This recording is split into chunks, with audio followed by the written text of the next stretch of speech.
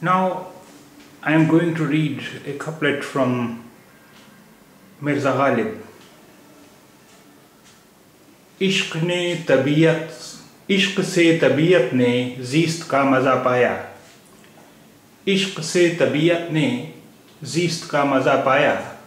दर्द की दवा पाई, दर्द बेदवा पाया।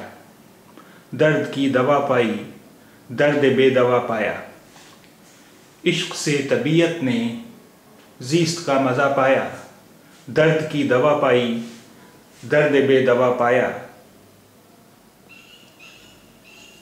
इश्क से तबीयत ने ज़ीस्त का मज़ा पाया। दर्द की दवा पाई, दर्द बेदवा पाया। इश्क से तबीयत ने ज़ीस्त का मज़ा पाया। दर्द की दवा पाई, दर्द बेदवा पाया।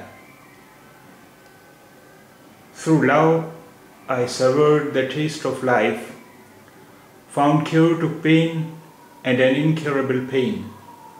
Through love I savored the taste of life, found cure to pain and an incurable pain. Ishq. Ishq means love. Ishq. Ishq means love. Zeest. Zeest means life. Zeest. Zeest means life. Dard. Dard means pain. Dard. Dard means pain.